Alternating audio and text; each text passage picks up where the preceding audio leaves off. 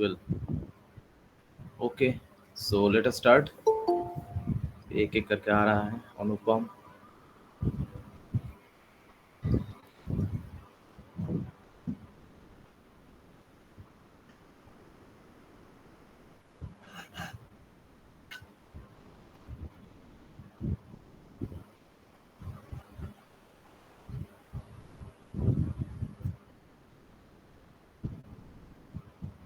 Okay,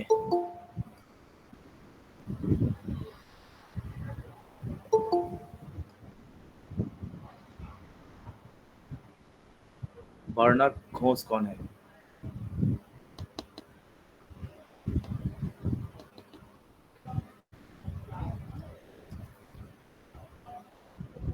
okay, तो आज हम क्या करेंगे? Today we will discuss about friction. Okay, और कनेक्टेड बॉडी का जो न्यूमेरिकल प्रॉब्लम है, कनेक्टेड बॉडी का जो न्यूमेरिकल प्रॉब्लम है वो हम संडे को करेंगे. ठीक है, और आज करेंगे फ्रिक्शन.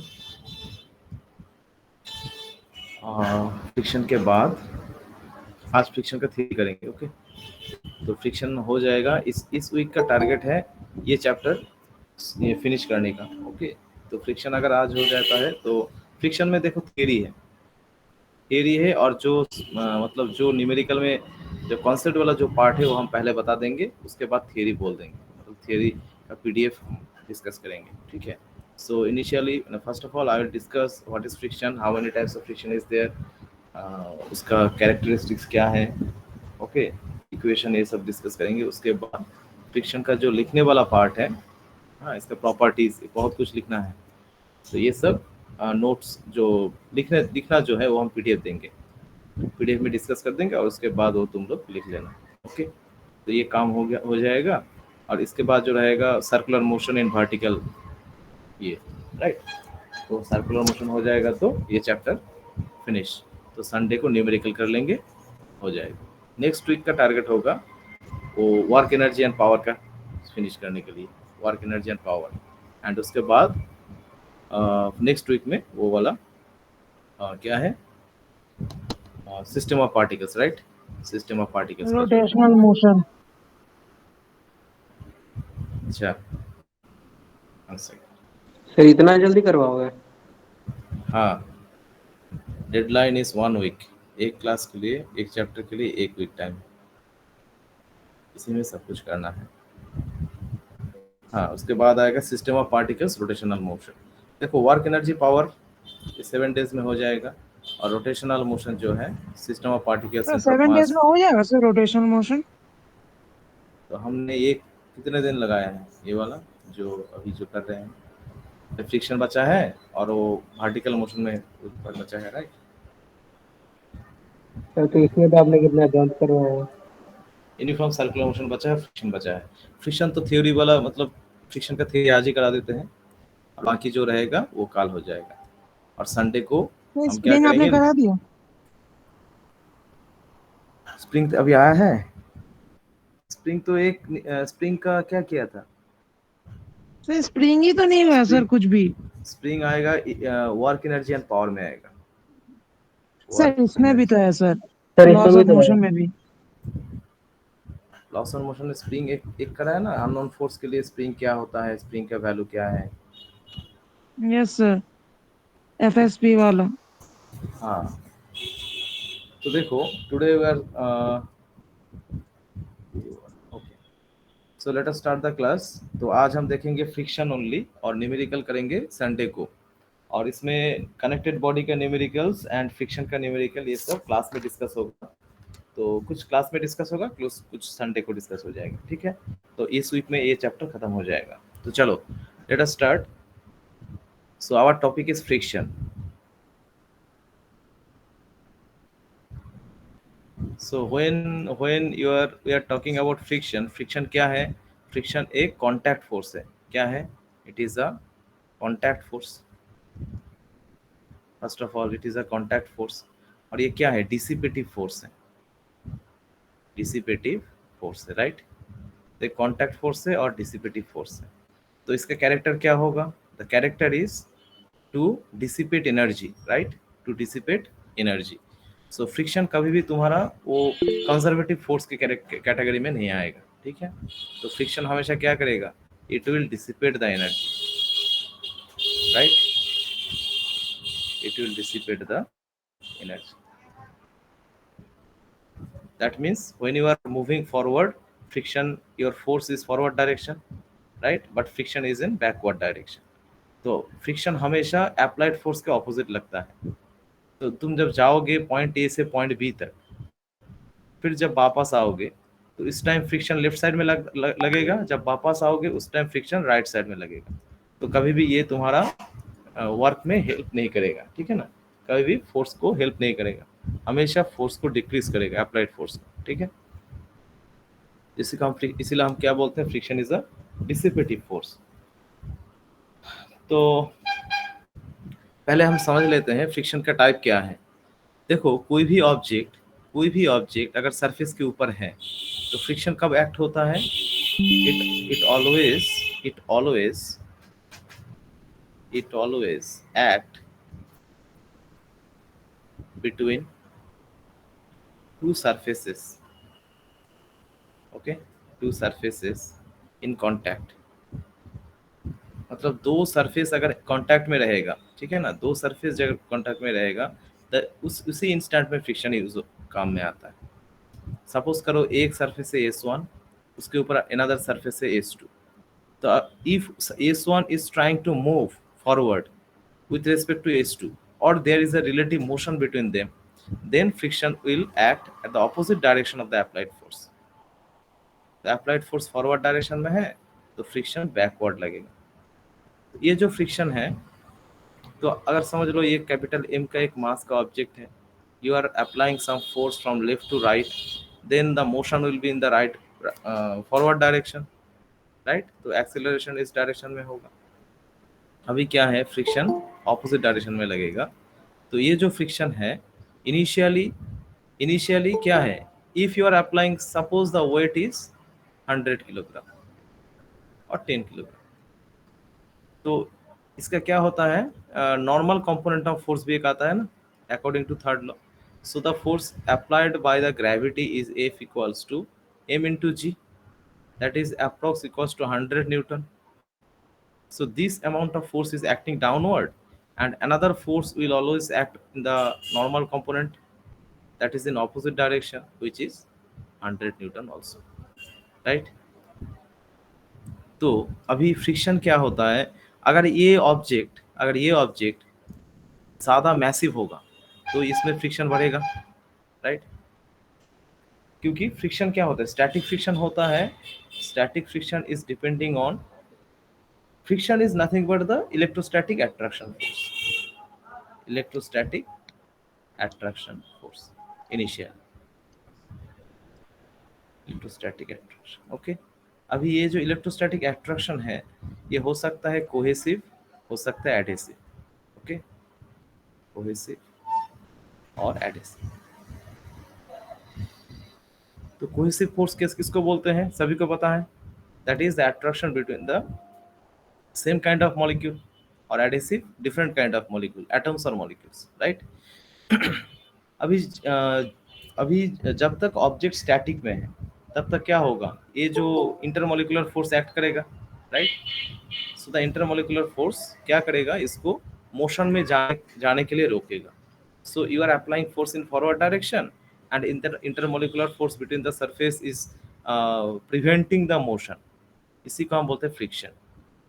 अभी तुम क्या करोगे, if you are increasing your applied force, तुम पहले जो अप्लाइड फोर्स है पहले 10 न्यूटन था, अभी उसको धीरे धीरे बढ़ा रहे हो, करते करते तुम बढ़ा रहे हो। अभी क्या होगा, एक टाइम में आके क्या होगा, initially object will not move, if the object has some mass then gravity is there which is जो डाउनवर्ड नीचे की तरफ है। अभी इनिशियली क्या होगा, तुम जब धीरे धीरे फोर्स लगाओगे वो मूव नहीं करेगा, एक टाइम पे आके वो धीरे धीरे मूव करना चालू होगा, राइट। तो एक इसके कंडीशन क्या है, इसमें फ्रिक्शन होना चाहिए, मतलब सरफेस ऐसा नहीं है कि उसके फ्रिक्शन जीरो है, मतलब So firstly we have to find F limiting. हाँ, तो अभी क्या होगा, इनिशियली तुम फोर्स लगा रहे हो धीरे धीरे, but object is not moving. But after some time, when the applied force is greater than, when the applied force is greater than the limiting value of static friction. इसको हम limit क्यों बोलते हैं? इसको हम लिमिट इसीलिए बोलते हैं क्योंकि ये जो स्टैटिक फ्रिक्शन है ना, फ्रिक्शन का 3 टाइप होता है। फ्रिक्शन का 3 टाइप होता है। Number 1 static, Kinetic, number 2 kinetic, number 3 rolling. हाँ रोलिंग।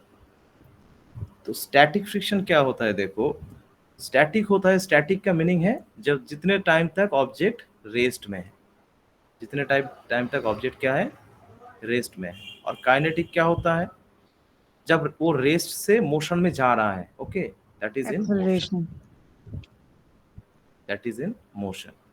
जब मोशन में है तो काइनेटिक फ्रिक्शन लगेगा। और रोलिंग फ्रिक्शन क्या है? When the object is rolling on another surface. ठीक है ना, रोलिंग के लिए रोलिंग फ्रिक्शन लगेगा। ये थोड़ा सा डिफरेंट है और बाद में देखेंगे। ठीक है ना। ये तो फर्स्ट क्या होता है? Static friction. स्टैटिक से तुम्हें पता होता है क्या? That is when the object is not moving. That means your applied force is not sufficient to make the object from rest to motion. Now you are applying such kind of force which was initially less than the maximum value. Okay, now you are increasing the value of your applied force, then you will see that the static friction also increasing. So जितना तुम force लगाओगे, ये static friction क्या करेगा? उसका force भी उतना बढ़ेगा। That means it is a self adjusting force. ये क्या है? Static friction. स्टैटिक फ्रिक्शन क्या करेगा? उसको खुद को एडजस्ट करेगा। ठीक है ना, क्या करेगा? खुद को एडजस्ट करेगा। इसका हम क्या बोलते हैं? Why, self sir? एडजस्टिंग। देखो क्यों होता है ऐसा? सेल्फ एडजस्टिंग फोर्स ऐसा क्यों होता है? Good question. अभी देखो, जो हम सरफेस को देखेंगे, दो सरफेस एक दूसरे के साथ टच में है, ये सुनो। Yes, sir. अभी देखो, तो इसका जो एटम्स है दैट इज सरफेस 1, सरफेस 2। ये दोनों एटम्स के बीच में एक अट्रैक्शन फोर्स काम कर रहा है। There is an attraction force between the atoms of the two surface. अभी initially it is not moving, initially it is not moving because of the attraction force. If you are applying such a force that is greater than the horizontal component of their net force, हर एक molecule and atom क्या कर रहा है? एक दूसरे को खींच रहा है। तो तुम इस डायरेक्शन में फोर्स लगा रहे हो और ये लोग क्या कर रहा है? पीछे की तरफ उसको प्रिवेंट कर रहा है। ठीक है ना, क्योंकि इसमें भी तो अट्रैक्शन फोर्स है। तो ये सभी के लिए सभी का अट्रैक्शन फोर्स समेशन करके जो तुम्हें मिलेगा। ठीक है ना। अभी देखो, ऐसा सोचो, तुम्हारे पास ये है, कुछ स्प्रिंग है। ठीक है ना, एक ऑब्जेक्ट के साथ एक स्प्रिंग लगा के दूसरा ऑब्जेक्ट है, और एक ऑब्जेक्ट के साथ एक स्प्रिंग लगा के दूसरा ऑब्जेक्ट है। और एटम्स और मॉलिक्यूल्स के बीच में जो फोर्स होता है ना, समथिंग लाइक अ स्प्रिंग लाइक फोर्स। ओके, अभी स्प्रिंग में क्या है? Okay, sir. एक टाइम के बाद उसका तो इलास्टिक लिमिट टूटता है कि नहीं? हर एक मॉलिक्यूल Yes, में sir. एक टाइम के बाद वो मॉलिक्यूलर बॉन्ड भी टूटता है। हर एक एटम में एक टाइम के बाद वो एटॉमिक बॉन्ड भी टूटता है। तो वो क्या होता है? उसी को हम बोलते हैं लिमिटिंग वैल्यू। दैट मीन्स वो लिमिट, जिस लिमिट पे आके इन लोगों का जो अट्रैक्शन फोर्स है वो क्या हो जाता है? प्रिवेंट, मतलब अप्लाइड फोर्स ज्यादा हो जाता है। That is applied force is greater than that the attraction force between the atoms and molecules of the two surfaces. Then you will get that the surface is now start moving, start sliding. उस instant में आके क्या होगा? ये object धीरे धीरे slide करना शुरू करेगा। तो इनिशियली क्या था? इनिशियली फोर्स कम था, तुम बढ़ा रहे हो, इसका ये अट्रैक्शन फोर्स इसको प्रिवेंट कर रहा है। इसलिए हम क्या बोलते हैं? It is a self adjusting force. तो जब तक वो स्टैटिक में है तब तक वो फ्रिक्शन उसको एडजस्ट कर रहा है, तुम बढ़ा रहे हो वो भी बढ़ रहा है। और एक टाइम पे जाके जब तुम्हारा अप्लाइड फोर्स क्या हो गया? अप्लाइड फोर्स क्या हो गया? उस लिमिट को क्रॉस कर रहा है, उसका हम क्या बोलते हैं?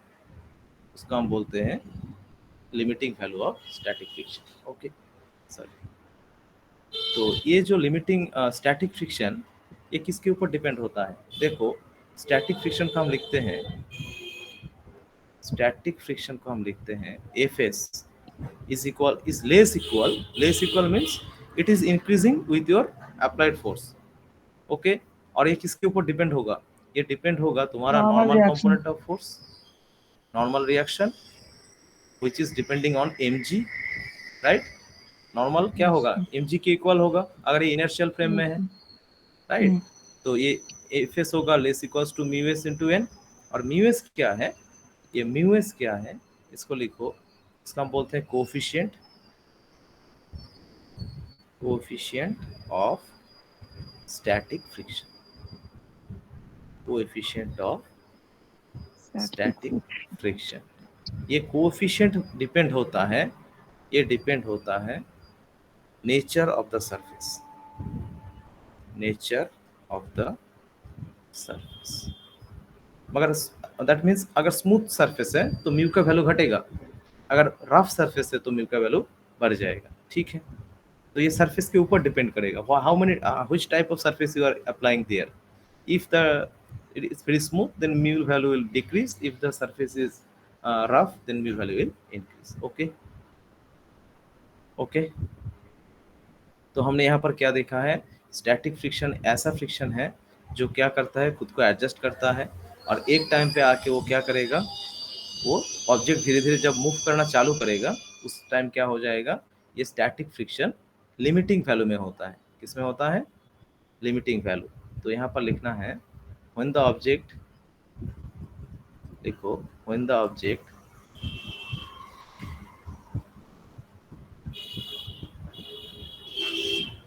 just slide over, start sliding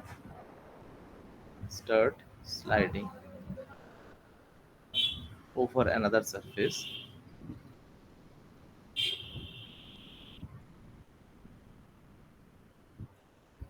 then the static friction is maximum, and it is called limiting value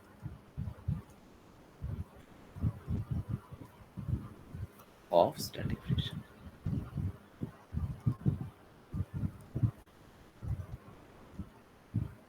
sir मतलब लिमिटिंग वैल्यू मीन्स जब तुम ग्राफ को देखोगे ना तो तुम्हें मिलेगा भाई हम बढ़ा रहे हैं फोर्स, फ्रिक्शन भी बढ़ रहा है, ठीक है। तो यहाँ पर लिखो फ्रिक्शन, ठीक है। तुम बढ़ा रहे हो फोर्स, अप्लाइड फोर्स, फ्रिक्शन भी बढ़ रहा है क्योंकि ये सेल्फ एडजस्टिंग है। एक टाइम पे आके तुम देखोगे ये अट्रैक्शन टूट गया, मतलब उन लोगों के जो मॉलिक्यूल्स के बीच में जो अट्रैक्शन था वो टूट गया और वो स्लाइड करना शुरू हो गया। जिस टाइम पे स्लाइड करना शुरू हो जाएगा थोड़ा सा फ्रिक्शन का वैल्यू घट जाएगा, ठीक है ना। थोड़ा सा फ्रिक्शन का वैल्यू क्या होगा, घट जाएगा। तो ये जो पीक दिख रहा है ना, peak is the peak of the limiting friction, इसको हम बोलते हैं limiting value of static friction, okay. और इसको हम लिखते हैं एफएस मैक्स। क्लियर है? इस वैल्यू को तुम क्या बोलोगे? FS max. सर अभी हाँ सर, अगर एक गाड़ी रोड में जा रहा है तो उसमें स्टैटिक फ्रिक्शन लगेगा कि काइनेटिक फ्रिक्शन लगेगा? काइनेटिक।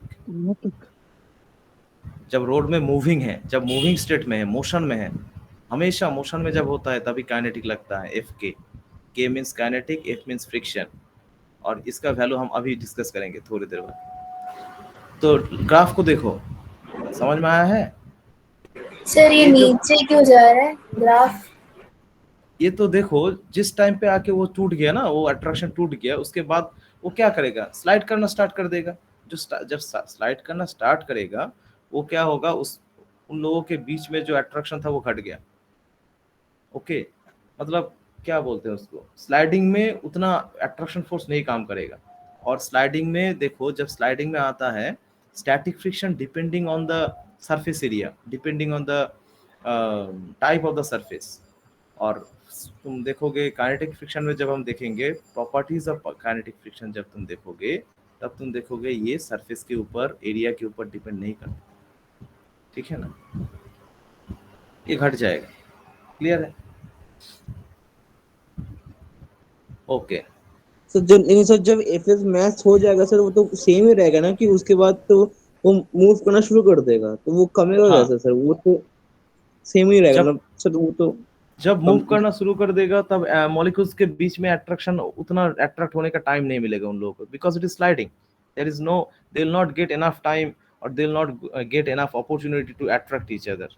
इसमें एक घटेगा। और सेकंड क्या है, ऑब्जेक्ट में एक मोमेंटम आ गया, ऑब्जेक्ट में एक इनर्शिया आ गया है, अभी वो क्या करेगा, खुद ही चलना शुरू कर देगा। तुम देखोगे प्रैक्टिकल एग्जांपल, तुम देखोगे जब हमने क्या करते हैं, जब when you are pushing a car जो रेस्ट में है, इंजन खराब हो गया है, तब तुम देखोगे तुम इसको धक्का लगा रहे हो, इनिशियली वो रेस्ट में था, तो तुम धक्का लगा रहे हो, फोर्स, अप्लाइड फोर्स इतना हो गया, वो मूविंग में, मोशन में आ गया। अभी जब मोशन में आ जाएगा उसमें मोमेंटम आएगा, और सरफेस तो अभी कांटेक्ट में नहीं है, तुम देखोगे इसमें फ्रिक्शन घट जाएगा, मतलब इसमें अप्लाइड फोर्स इतना ज़्यादा नहीं लगेगा।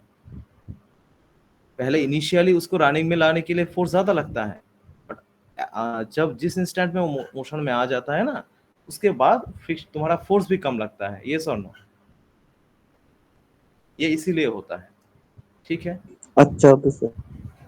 और ऑब्जेक्ट को एक्सीलरेशन Yes, में sir. लाने के लिए वो फोर्स लगता है। अभी एक टाइम एक्सीलरेशन से एक वेलोसिटी पकड़ लेता है, उसके बाद तुम थोड़ा थोड़ा फोर्स लगाओ, वो क्या करेगा, सिर्फ रोलिंग फ्रिक्शन को प्रिवेंट करेगा। जब वो मोशन में आएगा ना, इनिशियली यू इक्वल्स टू 0, उसके बाद भी अगर 1 मीटर पर सेकंड भी आए, तो ये मोशन में आ गया, उसका खुद का एक मोमेंटम है। अभी तुम क्या करोगे, सिर्फ उतना फोर्स लगाओगे जो इसके रोलिंग फ्रिक्शन के लिए, रोलिंग फ्रिक्शन के बराबर है। ओके, तब वो क्या, वही वेलोसिटी लेके जाएगा। अगर अप्लाइड फोर्स ज़्यादा है तो एक्सीलरेशन में जाएगा, नहीं तो वही फोर्स, वो वेलोसिटी अचीव करेगा, ठीक है ना। तो ये सब होता है, और हम और भी डिस्कस करेंगे, क्लास में भी होगा। तो इनिशियली आज आइडिया ले लो फ्रिक्शन के बारे में, और अगर कोई डाउट और भी रहेगा तो हम क्लास में डिस्कस करेंगे। सर तो और एक कितना चीज़ दिन क्या, ये चैप्टर चलेगा? और 2 दिन चलेगा। तो हमने ये क्या देखा है, स्टैटिक फ्रिक्शन से ये देखा है, वो सेल्फ एडजस्टिंग होता है, एक टाइम के बाद घट जाता है जब वो क्या है, ऑब्जेक्ट्स स्लाइडिंग मोशन में आता है, ठीक है ना। नेक्स्ट देखो, इसके बाद लिखो काइनेटिक फ्रिक्शन। इसके बाद हम सर देखते इसका हैं, रेटिंग मिल जाएगा ना? हाँ मिल जाएगा। काइनेटिक फ्रिक्शन क्या है, जब ऑब्जेक्ट ऑलरेडी मोशन में आ गया है, ऑब्जेक्ट ऑलरेडी मोशन में सर आ रोलिंग गया है, फ्रिक्शन हम लोग के सिलेबस में है। हाँ, ऑलरेडी मोशन में है, अप्लाइड फोर्स आगे की तरफ, फ्रिक्शन पीछे की तरफ। अभी ये जो फ्रिक्शन लगेगा इसको हम बोलेंगे काइनेटिक फ्रिक्शन। फॉर्मूला क्या है, फॉर्मूला है F K is equals to mu k into n. Mu के इंटू एन। और ये एन क्या है, एन होता है normal Normal component of reaction. Force, M into G, ठीक है। तो यहाँ पर लिखो, एन है नॉर्मल कंपोनेंट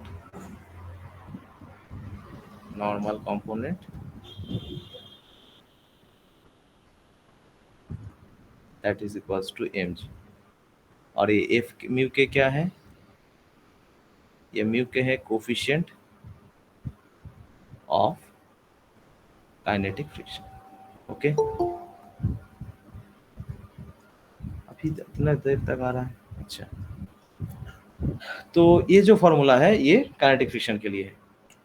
तो फ्रिक्शन किसके ऊपर डिपेंड करेगा, म्यू के मतलब कोफिशिएंट ऑफ काइनेटिक फ्रिक्शन, और ऑब्जेक्ट के मास मतलब उसके नॉर्मल कंपोनेंट, ठीक है। तो ये दो फॉर्मूला एक ही टाइप का है ना। देखो एफ एस यहाँ पर लेस इक्वल था mu S into N, F के यहाँ पर भी लेस इक्वल था म्यू के इंटू एन।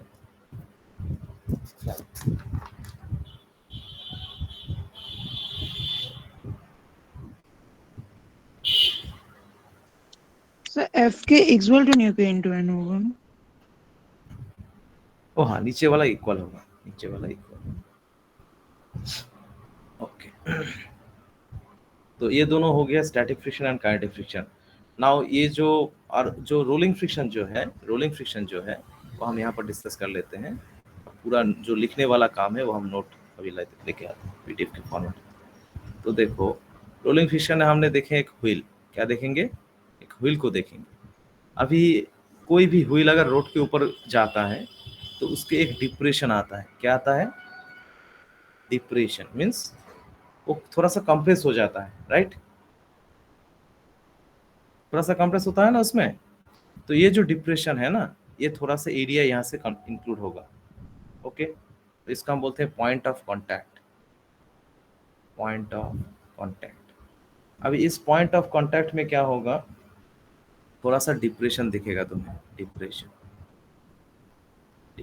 ठीक है। तो इसी डिप्रेशन में क्या होता है, रोलिंग में क्या होता है ना, रोलिंग में कोई रिलेटिव मोशन नहीं होता है, ठीक है ना। मतलब तुम जो देख रहे हो एक सरफेस उसके ऊपर से जा रहा है, ऐसा नहीं। एक सरफेस क्या होगा, रोल करेगा। ओके, ऐसा नहीं कि एक रेस्ट में है दूसरे उसके ऊपर जा रहा है, ऐसा, ठीक है ना। It is something like one surface is there, another surface is touching the first surface and moving forward. वो टच करेगा आगे जाएगा, टच करेगा आगे जाएगा, ठीक है ना। तो इसमें कौन सा फोर्स लगता है बताओ?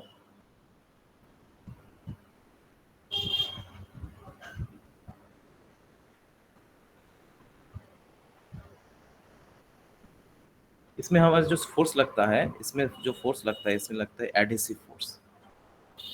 ओके, इसमें लगता है एडहेसिव फोर्स। टायर का एक मटेरियल अलग है, रोड का एक अलग मटेरियल है ना। So these are the two kind of material, they will come in contact with each other and they will move forward. But अगर एक्सेलरेशन में है तो थोड़ा सा फोर्स लगता है, वो हम बाद में डिस्कस करेंगे। इनिशियली क्या, when the object is in uniform motion, the wheel is rolling on the another surface, that is they are coming in contact and they are separating out, yes or no? तो जब contact में आएगा, जब वो contact में जब आएगा उसमें क्या होगा, एडहेसिव फोर्स लगेगा। तो एडहेसिव फोर्स जब लगेगा, एटम्स मॉलिक्यूल्स क्या करेगा, एक दूसरे को खींचेगा, राइट। अभी जब तुम सेपरेट कर रहे हो वो क्या करेगा, उसको खींचने का कोशिश करेगा। It will try to attract the surface and you have to work against this force of attraction, that is called adhesive force, right. So these force is very less with respect to the sliding force, ठीक है ना। एक object को जब तुम slide करवा रहे हो, you are sliding an one object, one surface on other surface, these force or this opposition or these frictional force are very high with respect to the rolling friction। okay, तो इसमें rolling friction में क्या आता है, rolling friction Fr is proportional to, देखो Fr is proportional to 1/r। ये r क्या है, स्मॉल r क्या है? सर रोलिंग फ्रिक्शन हम लोग के सिलेबस में है? सिलेबस में नहीं है, क्या बोलते हैं? नहीं है सर, नो सर, नहीं नहीं है है सर। सर, सब बस दोनों ही है, ये नहीं है। काइनेटिक फ्रिक्शन और थोड़ा सा स्टैटिक फ्रिक्शन है। थोड़ा सा पढ़ लो, थ्योरी जान लो, उसके बाद में हम न्यूमेरिकल छोड़ देंगे, ठीक है। Okay sir. तो ओके ए सर। फॉर क्या हो जाएगा, ए फॉर हो जाएगा is equals to mu into capital R norm by MG. Small r. हाँ, capital R by small r. ये कैपिटल आर क्या है, नॉर्मल है। अभी एक और पेज लेना पड़ेगा शायद। कैपिटल क्या है सर, फिर से हमें आएंगे वो वाला पार्ट एक बार। ये मिटा देते हैं। यहाँ से क्या आएगा, A for will be proportional to capital R by small r. तो A for is equals to mu R, that is coefficient of rolling friction, that is depending on the two surfaces. और capital R क्या है, normal component. Capital R क्या है, normal component, that is equals to mg। Okay, ये ऊपर की तरफ आएगा, ये सुन लो, ठीक है। सर एमजी ऊपर है? नहीं, mg थर्ड ऊपर लॉ, नहीं, थर्ड लॉ। mg नीचे है, mg नीचे की तरफ है, बट उसका एक ऑपोजिट रिएक्शन फोर्स ऊपर की तरफ लग रहा है। वो क्या है, वो उसके इक्वल होगा, ठीक है ना। तो यहाँ पर लिखो r क्या है, r है नॉर्मल रिएक्शन,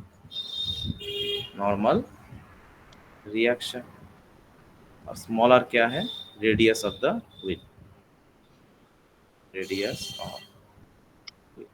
अभी देखो अगर व्हील बहुत छोटा होगा ना तो क्या होगा, कांटेक्ट एरिया घट जाएगा। अभी व्हील बहुत बड़ा होगा तो कांटेक्ट एरिया भी बढ़ जाएगा। यस और no?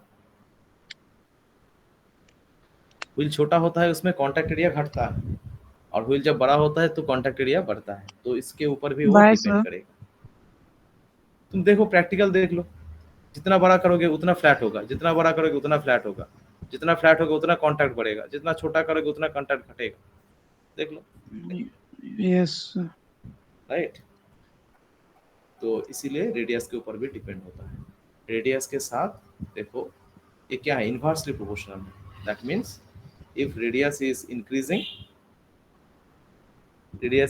It is decreasing, right? उल्टा हो गया। रेडियस बढ़ेगा तो ये घटेगा, घटेगा तो बढ़ेगा। अच्छा,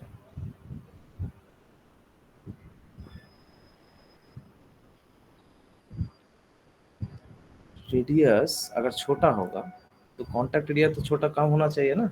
इसमें टॉर्क, अच्छा टॉर्क का एक भी फंक्शन है, टॉर्क का भी एक फंक्शन होता है। इसीलिए व्हीकल्स में टॉर्क होता है ना, बोलते हैं टॉर्क, इतना हॉर्स पावर एनर्जी, इतना टॉर्क। तो अगर रेडियस आर होता है, एक रेडियस आर प्राइम होता है, तो इसमें क्या आएगा, एफ आर विल बी, अगर ये 1 मीटर और ये 0.5 है, क्या आएगा, mu R capital R by 1, और ये कैपिटल आर बाई 0.2 पर जाए। अच्छा ओके, रेडियस वाला बात बाद में देखते हैं, यहाँ पर थोड़ा सा और देखना पड़ेगा। ओके, तो इक्वेशन समझ में आया है? ये वाला हमारा रोलिंग फ्रिक्शन की इक्वेशन अभी सिलेबस में नहीं है तो हम न्यूमेरिकल स्किप करेंगे और static friction and kinetic friction का करेंगे। Okay Okay, sir. तो यहाँ से हमारा थोड़ा सा छोटा वाला डिस्कशन खत्म हो गया। अभी जो लिखने वाला पार्ट है, कॉपी खोलो और लिखना चालू करो। I will bring a PDF here.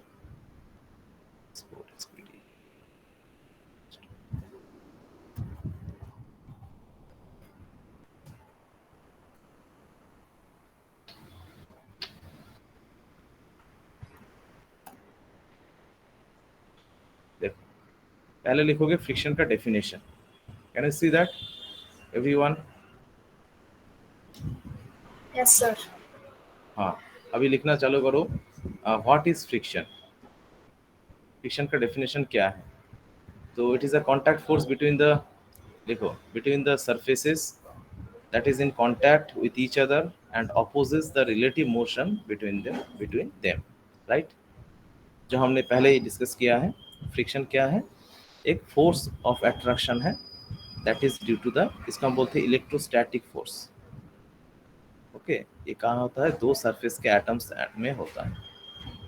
तो तुम्हारा देखो डायग्राम में देखो, डायरेक्शन ऑफ मोशन किस डायरेक्शन में है? अप्लाइड फोर्स के डायरेक्शन में है। और फ्रिक्शन कौन से डायरेक्शन में? बैकवर्ड है, राइट? तो डेफिनेशन, उसके बाद डायग्राम।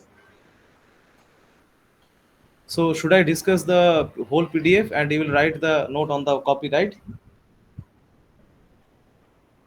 सर आप अभी डिस्कस कर दीजिए ना, आप लोग नोट भेज देंगे तो हम लोग लिख लेंगे कॉपी में। हाँ हाँ, इस कॉपी, इस PDF को हम पूरा बोल देते हैं कहाँ क्या है, क्या लिखना है, और उसके बाद तुम लोग सर बैठ के अभी लिख लेंगे सर। अभी लिखना स्टार्ट करोगे तो टाइम ज़्यादा लगेगा ना। तो हाँ, पूरा हम बोल देते हैं। देखो यहाँ पर पूरा थ्योरी है और कुछ नहीं है। अब थ्योरी क्या क्या है थोड़ा सा बता देते हैं। सब न्यूमेरिकल। ओके, पूरा थ्योरी है, जो लिखना है, जो लिखने वाला पार्ट है। अभी जो समझने वाला पार्ट है वो हमने बता दिया अभी रिसेंटली, ठीक है ना? सर इसको ग्रुप में भेज दीजिए ना, हम लोग बाद में लिख लेंगे। हाँ, अभी तो ये न्यूमेरिकल्स करेंगे। फ्रिक्शन का डेफिनेशन फास्ट में लिखोगे। इसके बाद जो है ओरिजिन ऑफ फ्रिक्शन, कहाँ से ओरिजिन क्या है? Friction is due to the inter atomic और इट दैट टू से intermolecular attraction between the two surfaces at the point of actual contact, ठीक है ना? ये देखो दो इरेगुलर सरफेस कहाँ का कांटेक्ट में आ रहा है, this is the places of actual contact, और इसके ऊपर ये डिपेंड करेगा। इसमें देखो कोहेसिव फोर्स क्या होता है, दो टाइप का होता है, एक है cohesive force, adhesive force between the two surfaces. Cohesive force हम किसको बोलते हैं? कोहेसिव बोलते हैं सेम काइंड ऑफ मॉलिक्यूल के लिए, और एडहेसिव बोलते हैं डिफरेंट काइंड ऑफ मॉलिक्यूल के लिए। ये क्लास 9th में पढ़े हो, राइट? डिक्सन जॉली पढ़े हो ना, डिक्सन जॉली। और नहीं तो सर नहीं पढ़ा। बायोलॉजी में था ना, अपवर्ड मोशन, लैमिनार फ्लो नहीं तो सर। लिक्विड। नहीं पढ़े सर, नहीं पढ़े। ठीक है, कोई बात नहीं। स्टैटिक, इसके बाद लिखोगे फ्रिक्शन का जो ये है, static friction, limiting friction and kinetic friction क्या होता है। अभी देखो स्टैटिक फ्रिक्शन हमने रिसेंटली क्या पढ़ा है, जब तक ऑब्जेक्ट स्टैटिक में है मतलब it is not moving, okay, it is not moving, तो तुम लिखोगे the force of friction which comes to play between the bodies before one body actually start moving. Before क्या बोला है? बिफोर, जब एक्चुअल स्टार्ट किया है मूव करने के लिए, उसके पहले जो फ्रिक्शन लगता था वो हो गया स्टैटिक फ्रिक्शन। हमने क्या लिखा है? Static friction opposite the impeding motion. Okay, impeding motion ये वो होता है जो फॉरवर्ड मोशन है। ओके, उसके बाद इट इज, देखो यहाँ पर लिखा है it is a self adjusting force. MCQ में आ सकता है। अच्छा, static which one is a self adjusting force, then you will write static friction, right? और इसका जो लिमिटिंग वैल्यू होता है, इसका जो सर एक बात लिमिटिंग पूछूं वैल्यू सर? होता है, हाँ बताओ। सर ये आपका नोट से पूरा एकदम सर सब चैप्टर्स का? ये हमने बैठ के बनाया है, समराइज किया है, जितना लिखना है वो वाला। बुक उसका मतलब खोलोगे तो आपने पूरा बहुत कॉपी कुछ। बनाया है इसका?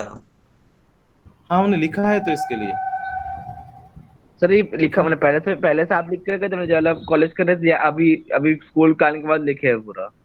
अभी लिख रहे हैं अब इसको। अरे बाप रे बाप। सर हेड्स क्या ऑफ टू यू सर। इतना टाइम क्यों दे रहे हैं हम, बताओ।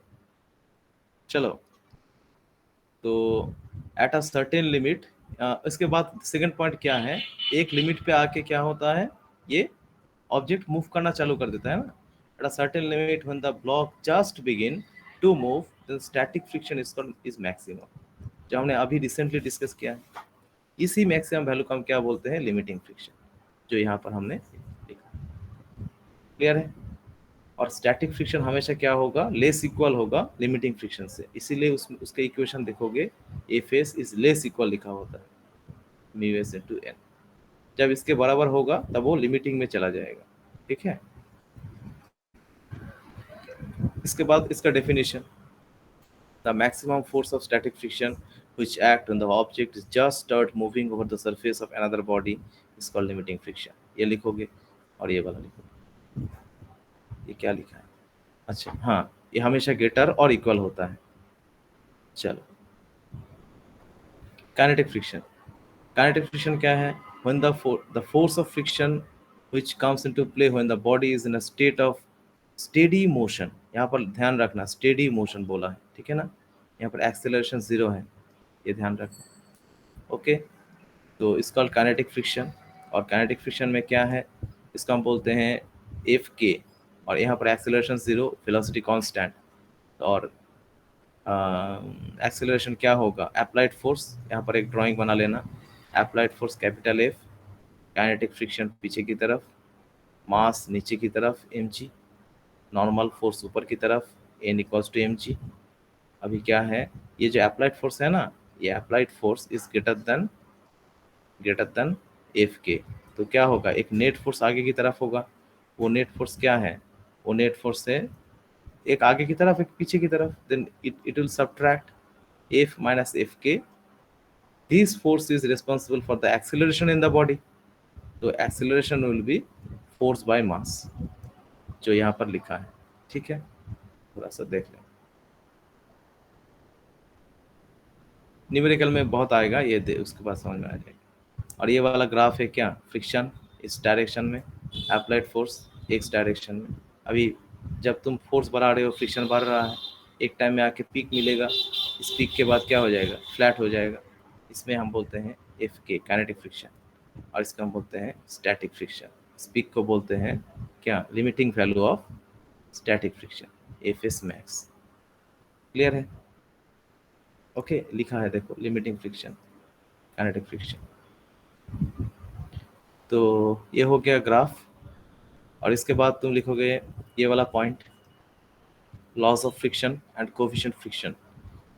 तो लॉज ऑफ फ्रिक्शन देखो, लिमिटिंग फ्रिक्शन किसके ऊपर डिपेंड होता है? Limiting friction depends on number 1 nature of the surface, number 2 ये टेंजेंशियली काम करता है, ठीक है ना। टेंजेंशियली मीन्स जो सरफेस है उसके टेंजेंट की डायरेक्शन में अप्लाइड फोर्स उसके टेंजेंट के साथ। और इसके बाद क्या है? It is independent of the area of contact. देखो लिमिटिंग फ्रिक्शन क्या होता है?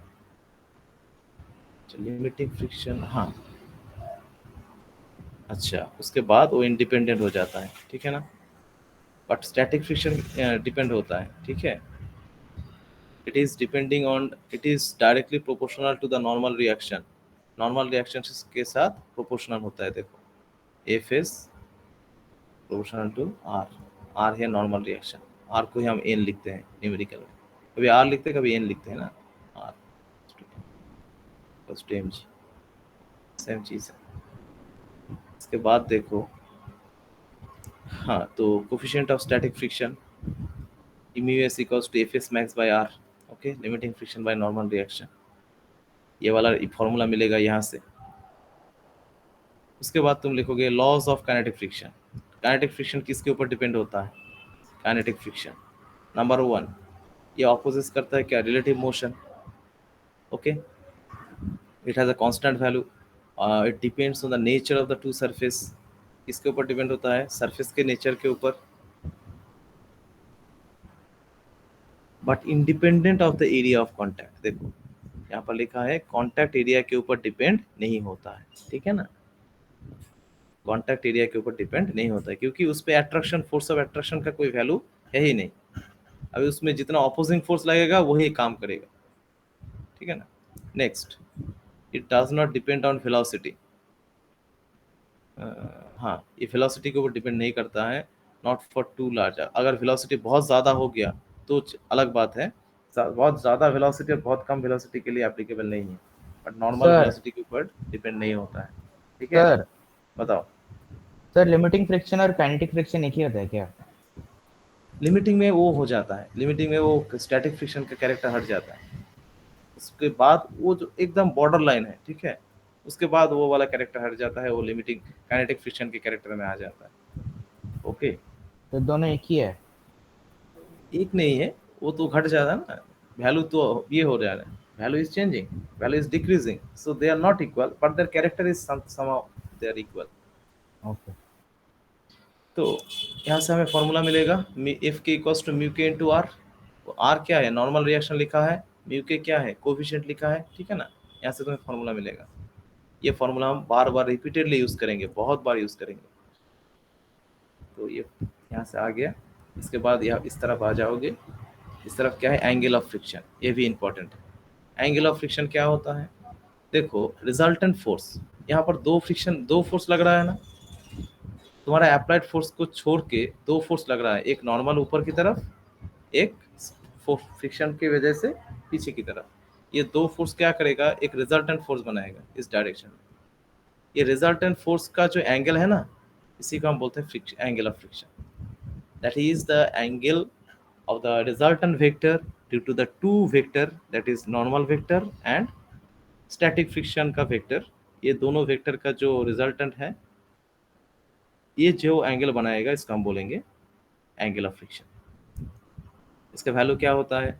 देखो टेन थीटा का वैल्यू क्या आएगा? एक आएगा ऊपर वाला परपेंडिकुलर बाय बेस, राइट, ऊपर वाला perpendicular, that means F S max, और बेस क्या है?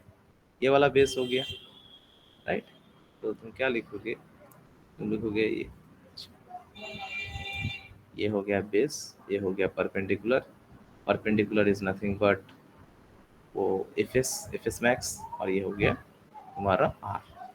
तो यहाँ से तुम्हें मिलेगा टेन थीटा, ये F S max by R, ये चीज़ क्या है? It is nothing but mu S, क्योंकि तुम्हारा वैल्यू क्या था, फॉर्मूला क्या था? F S max is equals to mu S into R, और यहाँ से म्यू एस क्या मिलेगा? F S max by R, ये सुनो, ठीक है। तो यही मिल रहा है ना F S max by R, और यही तो टेन थीटा से मिल रहा है। तो tan theta that is tangent of the friction angle of friction will always give you coefficient of static friction. यहाँ पर लिखा है देखो, ठीक है। यहाँ से क्वेश्चन पूछता है, जब बताओ म्यू एस अगर ये है तो tan थीटा का वैल्यू क्या है, वही आएगा। थीटा का वैल्यू क्या है, tan इनवर्स वो आएगा। इस नो म्यू एस अगर 1.5 है, मैं बोला थीटा वैल्यू फाइंड करो, तो तुम क्या करोगे, tan theta is equals to mu S or theta will be equals to tan inverse mu s, that is tan inverse 15 by 10, then they will get 3 by 2, right? Numerical में आएगा ये सब। तो ये जो मिला एंगल, हम क्या करेंगे, सिर्फ इसका टेंजेंट लेंगे और यहाँ से हमें जो रिलेशन मिलेगा वो मिलेगा mu s। ये काम हो गया। इसके बाद जो लिखोगे वो है एंगल ऑफ रिपोज। ये रिपोज क्या होता है, देखो हमेशा एक इंक्लाइंड प्लेन के ऊपर एक ऑब्जेक्ट कभी भी हमेशा के लिए स्टेबल नहीं हो पाएगा। अगर उसके साथ अगर तुम ग्लू नहीं लगाए हो तो, अगर ग्लू लगाए तो अलग चीज़ है, बट हमेशा अगर नॉर्मली रखा है तो एक एंगल के बाद वो क्या हो जाएगा, धीरे धीरे नीचे आना चालू कर देगा, ठीक है। क्यों होगा ये हम कल थोड़ा सा क्लास में डिस्कस करेंगे, क्योंकि इसका मास का कंपोनेंट आता है, ठीक है ना। ग्रेविटी को जो है ना, gravitational force downward, and it will create two component of forces, and which force is responsible for which motion we will discuss in the next class very shortly. इसमें एक चीज याद रखना, you have to remember that after a certain angle the component of gravity, that is the force on the object that is parallel to the surface, this force is called mg sin theta, and the normal component force will be mg cos theta. So mg sin theta, why it is mg sin theta, we will discuss later in the next class. This mg sin theta is responsible for the frictional force, and at a certain limit, this mg sin theta will prevent frictional force will prevent this mg sin theta component, okay, and at a certain limit it will become in motion, or then it will be a kinetic friction. तो हम उसी limit को देखेंगे, उसमें हम क्या करेंगे, उसमें तुम्हें मिलेगा लिमिटिंग वैल्यू जो मिलेगा वो mg sin थीटा मिलेगा। यहाँ पर फाई दिया है, ये फाई होगा, फाई कंसिडर किया इसको फाई, तो तुम्हें यहाँ से क्या मिलेगा बताओ, इसका वैल्यू क्या है, mu S into R. Mu S कहाँ गया, F S by R, mu S into R क्या मिल रहा है, यहाँ से म्यू एस छूट गया है, ठीक है। तो तुम्हें क्या मिल रहा है, एफ एस मैक्स का वैल्यू यहाँ पर लिख लो, एफ एस मैक्स का वैल्यू है म्यू एस इंटू आर। अभी तुम क्या करोगे, F S max by R करोगे तो क्या मिलेगा, तुम्हें मिलेगा म्यू एस। ये सुन, ये म्यू एस क्या है, ये F S max by R तुम्हें कहाँ से मिल रहा है, ये हो जाएगा तुम्हारा tan फाई हो जाएगा, ये जो फाई है ना इसका टेंजेंट हो जाएगा, ठीक है। बिकॉज आर जो है, आर है mg cos थीटा, वो अच्छा सही लिखा था, ये आर नॉर्मल कंपोनेंट जो है ये है mg cos फाई और ये mg sin फाई। अभी क्या करोगे, रेशियो बनाओगे, तो sin by cos you will get tan, then tan is nothing but ratio of these two value, that is fs max by r, that is tan phi, that is mu s, जो हमें यहाँ से मिल रहा है, यहाँ से मिल रहा है। तो तुम क्या लिखोगे, तुम लिखोगे tan phi is mu s, right. और ये फाई क्या है, ये फाई है एंगल ऑफ रिपोज, मतलब जिस एंगल में ले जाने के बाद ऑब्जेक्ट स्लाइड होना शुरू कर दिया है, ठीक है। तो ये एंगल ऑफ रिपोज एंड ये एंगल ऑफ फ्रिक्शन, तुम देखो दोनों का वैल्यू सेम आया ना, tan थीटा म्यू एस, और यहाँ पर देखो tan फाई म्यू एस। तो हम क्या लिखेंगे, tan थीटा और tan फाई ये दोनों एक जैसा है। अब ये थीटा है एंगल ऑफ फ्रिक्शन, राइट, और ये फाई हो गया एंगल ऑफ रिपोज, क्लियर है।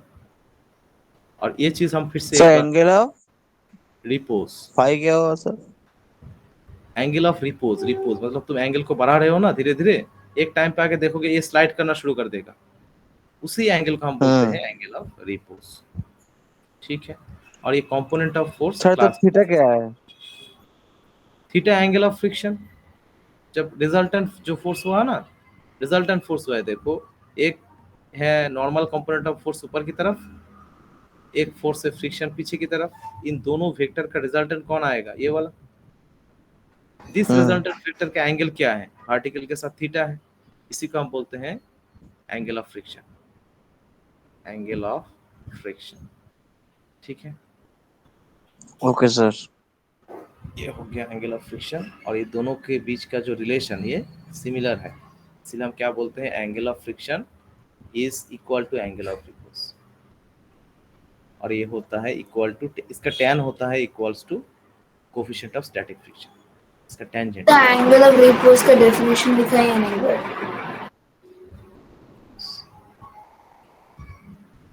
ये पूरा पीडीएफ हम भेज देंगे पूरा, तुम सिर्फ ये सुन लो बाद में, वो अभी आज ही, और ये नहीं तो कल लिख लेना, ओके सर।